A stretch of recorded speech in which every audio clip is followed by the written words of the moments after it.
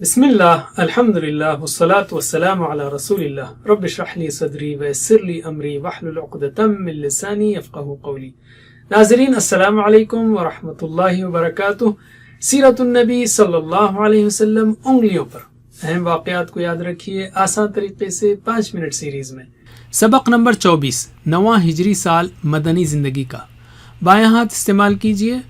اس سال کے 3 حصے ہیں، غزوہ تبوک، وفود اور حج ابو بکر۔ تو پہلا حصہ لیتے ہیں ہم غزوہ تبوک۔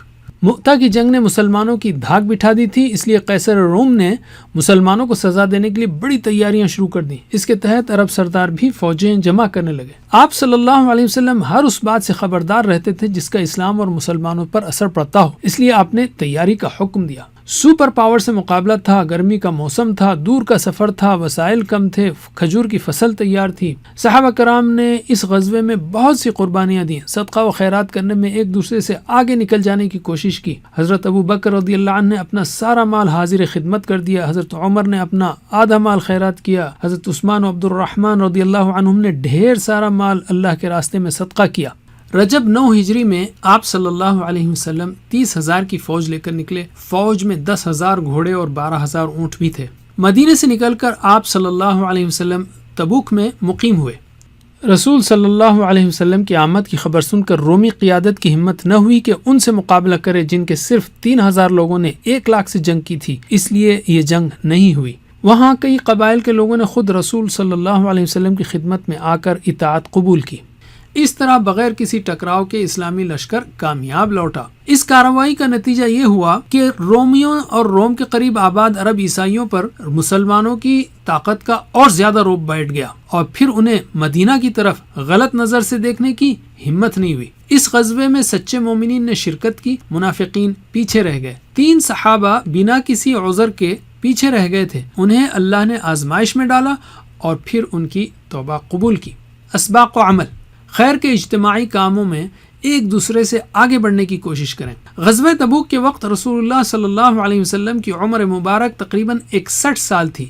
اس عمر میں لوگ آرام کرتے ہیں، لیکن رسول اللہ نے دین کی حفاظت کی خاطر اس عمر میں بھی مشقتیں برداشت کی تاکہ ہم تک دین پہنچے۔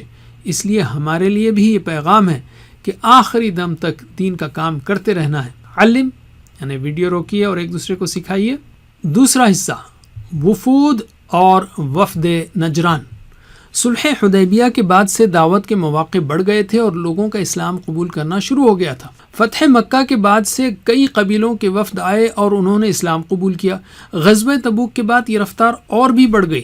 تعداد سے آپ دیکھ سکتے ہیں، مثلا صلح حدیبیہ کے وقت تھے 1500 صحابہ رضی اللہ عنہم آپ کے ساتھ، فتح مکہ 10,000، غزوہ تبوک 30,000 اور حجۃ الوداع 1,24,000۔ علماء کے مطابق تقریباً 70 وفود رسول صلی اللہ علیہ وسلم کی خدمت میں مدینہ منورہ آئے اور اپنے ایمان کا اظہار کیا۔ مکے سے یمن کے راستے پر نجران نامی علاقے میں 73 گاؤں تھے، جن میں 1 لاکھ سے زیادہ جنگجو مردوں کی آبادی تھی۔ یہ سب عیسائی مذہب کے ماننے والے تھے۔ ان کی طرف سے کچھ لوگ آپ صلی اللہ علیہ وسلم کی خدمت میں آئے۔ کافی غور کے بعد انہوں نے آپ کی ماتحتی میں رہنا قبول کیا۔ آپ نے ان پر جزیہ مقرر کیا اور ایک معاہدہ کیا۔ بعد میں یہ لوگ مسلمان ہونا شروع ہو گئے۔ اسباق و عمل، اپنے اخلاق و اعمال سے مسلسل علم کو سیکھتے ہوئے بہترین انداز میں پیش کرتے ہوئے لوگوں کو اسلام سے قریب کیجیے، اپنے ایمان پر مضبوطی سے جمے رہیے۔ آخرکار حق کا غلبہ ہونا لازم ہے۔ علم۔ تیسرا حصہ، حج ابو بکر رضی اللہ عنہ کی قیادت میں۔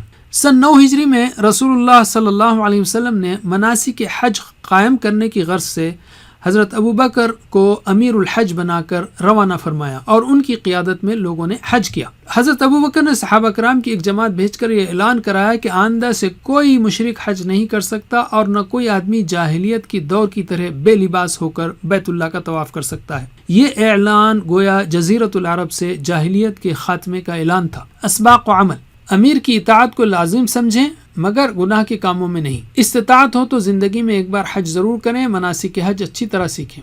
علم۔ اب ہم لیتے ہیں قرآن کو۔ تیسرا دور یعنی 9 اور 10 ہجری میں 4 سورتیں نازل ہوئیں، تقریباً 1 پارے کے برابر۔ 10واں پارہ یاد رکھیے۔ 9 ہجری میں 2 سورتیں نازل ہوئی تھیں، توبہ اور حجرات۔ غزوہ تبوک سے متعلق سورہ توبہ کی بہت سی آیتیں نازل ہوئی ہیں۔ ان آیات میں غزوے کے حالات ہیں، منافقین کی حقیقت ہے اور مجاہدین کی فضیلت ہے، تو اس کو غور سے پڑھیے۔ علم حدیث، آپ صلی اللہ علیہ وسلم نے تو 63 سال تک مسلسل قربانیاں دیں، امت تک دین پہنچایا اور ہمارے لیے ذخیرہ چھوڑ گئے، تو کیا ہمارے پاس صرف پڑھنے کے لیے بھی کم از کم 2 منٹ کا وقت بھی نہیں؟ اللہ توفیق دے ہم کو پڑھنے کی۔ تو اعادہ کرتے ہیں، ہم نے 9 ہجری سال کے 3 اہم موضوعات سیکھے۔ بائیں ہاتھ کی چوتھی انگلی پر ان کی مشق کیجیے۔ غزوہ تبوک، وفود اور حج ابو بکر، یا مختصراً تبوک، وفود، حج ابو بکر۔ جزاکم اللہ خیر، کوئز کرنا مت بھولیے۔ والسلام علیکم ورحمۃ اللہ وبرکاتہ۔